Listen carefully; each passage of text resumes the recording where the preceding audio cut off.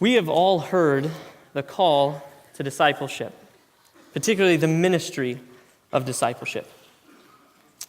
When I think about discipleship, I think about the word that's really closely related to it, discipline.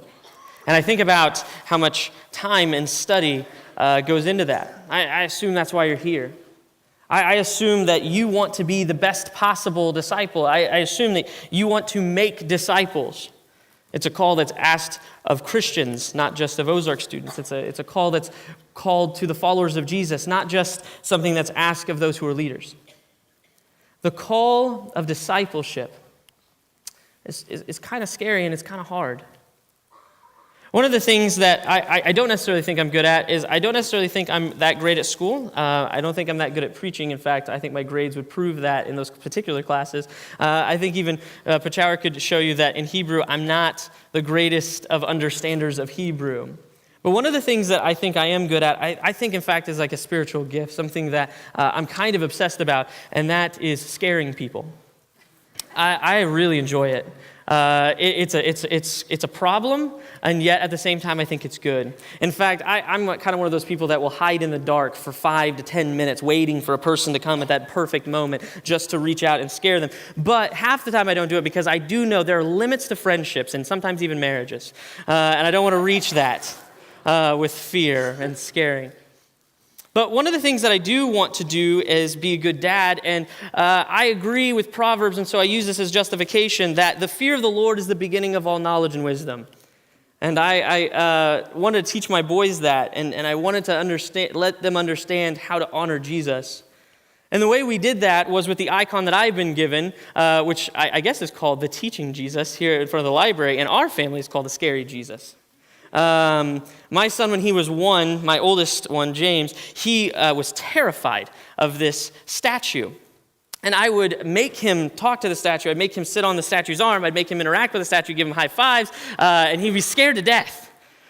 But I wanted to help him have a healthy fear of Jesus while overcoming the fear of Jesus being unapproachable. And so one time I remember particularly, I was having him, I'd stepped away, and he was just really little, and I wanted him to go say goodbye to Jesus, give him a high five, give him a hug or something. And I stepped away, and I was just kind of looking at this itty-bitty little person in front of this huge, ridiculously scary statue. And I remember looking at the statue and saying, man, that is really scary. It is looming and direct, and the jaw is set, and he's a lot darker than we're used to seeing people around here. It's just different. It's just different, especially for a 1-year-old. And as I stood back and I saw that, I read the words with it. Come, learn from me. At that moment in time here at Ozark, I was going through a lot of faith issues, a lot of struggles with the doubts, and in a lot of ways I was pleading for Christianity not to be real. At minimum, pleading that Jesus, in his statements, were not real for the things that he would ask of me. I remember reading that phrase at that time as I was teaching my son, and I remember really thinking to myself, how that is really scary to hear from you. Come, learn from me. I can imagine the elation of Andrew and Peter and James and John as Jesus comes to them on the Sea of Galilee and says, come follow me. This teacher, this unbelievable speaker, this person that is bringing in crowds and doing powerful works, that he would choose them to come after them. But I don't think that they ever thought that they would find themselves like in Matthew 8, on the top of the Sea of Galilee, in the midst of a storm, as Jesus slept. They knew what this meant, that the storm had come and that the sea wasn't going to let them go anywhere, and they were going to die. There was nothing that could save them. The only possible thing that could save them is Jesus. Maybe if we wake up Jesus, this person that God has sent to us, maybe he will save us. They reached out to him and they said, don't you care that we will die, that this storm will overwhelm us, it will destroy us? And he says, why do you have such little faith? And he turned to the sea and the waves and he calmed them, and they said, what kind of man is this that they would obey? Discipleship is scary because God is involved in it. Because when God is involved in it, the things that he says and the things that he does around you and with you and the things that he calls you to, sometimes you don't want to do because it is scary. It was kind of unnerving that same year as I was going through Matthew, I was going through my own faith issues, as I was struggling through this, the tornado happened. almost 3 years ago, and my wife and I and our son were in it. And she was 7 months pregnant at the time. And we lived behind Walmart. I found myself in a bathroom with 10 to 12 other individuals on the lowest level of an apartment building. And there were grown men laying on the ground screaming out for God to save them. My own wife was in the tub, pregnant with our 1-year-old, with a grandma and 2 other kids, and they were crying, and my wife was calm, and I stood at the door with my 2 younger brothers and sisters, my wife's siblings, and another man, and we held the door. And we felt the wind hit the building, and it began to tear the building apart. And we began to hear cars come and slam into the building. We heard the roof begin to peel off, and we felt beams come through the building. And it was going to crush us. It was going to destroy us. And as doors exploded and windows exploded, the door in front of us that 4 people held together began to break and snap behind the force. And I remember distinctly fear rising up in that moment. Not fear to die. I wasn't really scared to die. I wasn't really scared that my son might die. I was scared that my wife might die and that I would live. That I was going to stand here in the midst of a storm and watch it overcome us, and we would be destroyed. I remember at that moment this Holy Spirit showed up.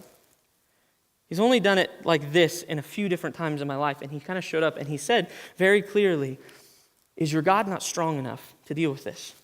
And I said, "Yes, he calms the storm. He has the ability to calm the storm. He has done it. He can do it again." And he says, "Is your God not good? Is Jesus not good? Would he do anything that would be detrimentally harmful for his kingdom?" And I said, No, he would never do that. And he said, "If you lost your wife, does he not promise you that he would be with you through that?" And I said, "Yes." And he said, "Okay." And when he showed up, he didn't take away the situation. He didn't remove any of the obstacles. He didn't change anything about anything. He called me to discipleship. He called me to submit. That he is good and that he is God. And he is with us.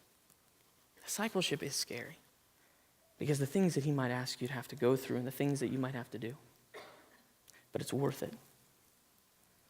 Discipleship isn't just scary, it's very hard. Not just because you have to submit to Jesus, but because you have to submit to the kingdom that he has given to us. You are called to live in community. Christianity, one of the unbelievable things that I have learned as I study here is that Christianity is a religion of practice with other people. More than it is belief with other people, more than it is your own personal beliefs, it is practice of living like Jesus with others. You are called to community. Jesus established community. You are to be in it. But that's hard because they're going to ask you to do things that you don't want to do either. And the difference is you don't think you're talking to God, you think you're just talking to people. And so you can come to professors and ask for advice and you can disregard it. And you can come to people in your church and ask for advice and then you can still say, "It wasn't my choice and I'll keep my own opinion." And they'll ask you to do things and they'll ask you to go places that you don't necessarily want to go, and they'll challenge you on things that are in your life. And I'll give you some advice. Do what they say. Submit to the community. It is hard. Discipleship is hard. But he's with us. And Jesus makes it possible. I'll say this. While you are here at Ozark, you have an unbelievable opportunity to be a part of a community of professors who care about you, administrators who care about you, counselors that are available to you, people that are older than you that are in the dorms, that have life experience. Take their advice. Let them speak into your lives. Let them help shape you, because that's the place of community, to help shape you. Give yourself over to them to be formed. And they, with the help of the Holy Spirit, will help shape you as a disciple. Discipleship isn't just hard because things are scary when Jesus show up, or things are hard when the community asks you to do things or to not do other things, to stop doing things. It's also hard because you're here at Ozark. You're meant to be a leader of disciples. You're actually meant to be a part of what it means to make disciples. And trust me, that's hard. That in and of itself is hard. Now, I'm going to say it would be too easy for us to say sometimes people disappoint us. Of course they will. You disappoint other people. You need to get over that as well. It would be too hard to say that it's going to take a lot of time and a lot of effort. I don't know if you've ever talked to anybody else about their jobs. They work really hard on their jobs, and they put a lot of effort in their jobs too. Ministry is no different in that. One of the things that I've learned here that I think is invaluable in my leadership and ministry class is that we are called to be ministers and disciplers, and we would do that whether we were paid for it or not. But the beauty is that churches are willing to pay us, and so we get to do what we want and desire. And that's unbelievable that people would give us the chance to lead them. But there will be times, as people do disappoint you and as the road is hard, that I remember in Matthew chapter 17, that Peter, as he talked to the people that wanted the temple tax, seemed deeply depressed and wasn't sure if he wanted to be there anymore. And Jesus gave him the chance, go back out and fish. Go back out. And he went out and he caught a fish and it had the coins in it, reassuring him that Jesus is in control. But the point was clear. You can go back. I think ministry is hard because that question is going to come up a lot in your discipleship, in your vocational ministry. And the hardness is not knowing what your answer is going to be. Do I stay? Do I keep going? Many of you won't stay in ministry forever. Many of you will go on to different professions. Maybe you're here to even go to different types of professions. But the call of discipleship is on all of us, not just leaders of churches. It's for you and it's for me no matter where we find ourselves. And it will always be hard. So if you're not a ministry leader, don't pull away from discipling other people. Don't think you're going to dodge the hardness of community and leading community just because you're not in a paid position. Discipleship is hard because it calls you no matter where you are, whether you're the leader of a church or whether you're just a mother or if you're just someone who works in a factory or whether you're a person who works at McDonald's. It doesn't matter where you are. You're still called to lead and make disciples for Jesus. The call of discipleship follows us everywhere. As you begin to feel the weariness sometimes of leading communities, you kind of lock up. And you see people transform and become different. And you can't really attribute it to yourself. It's beautiful and it's unexpected and it's overwhelming. And the reality is, being that you know how little you have done, it is almost scary. But it's a different kind of scary, though. It's a kind of scary that makes you realize at that moment how deeply involved the Holy Spirit is, not just in your discipleship, but in the discipleship of other people that you get to help. And you see the Holy Spirit begin to change people. And as you involve yourselves in marriages, and as you involve yourselves in custody battles, and as you involve your lives in raising children, as you involve your lives in people, which will be hard, and sometimes will be scary, you can take solace in the fact that God is working and that you're simply participating. As you begin to see God in His unbelievable power, as He transforms people, as you witness this, you begin to realize who He is. You begin to realize that He is on His throne and you are just a servant participating in His work. As you begin to see this, you get an actual view of God, and you realize discipleship is scary. The discipleship of other people is scary, not because you are scared of what God might call you to, but what He has done in front of you. This is kind of where Paul begins to talk about in Philippians 2, that we might work our salvation out in fear and trembling, that 1 Peter refers to, we have partaken in the divine nature, that God, in all of His power, in all of His glory, in all of His abundance, He is in us and moving us and through us to affect the very world we're a part of. And in that, we participate in God's making of all things new. Discipleship is scary because you realize who God is and your part in it, and it seems unfathomable. How did you get to be invited to be a part of this? And the answer is because you see who He is and what He calls us to be. When I think about the icon, the teacher Jesus, the scary Jesus, I think about how He has taught me Proverbs 1, as I wanted to teach my children. Fear the Lord.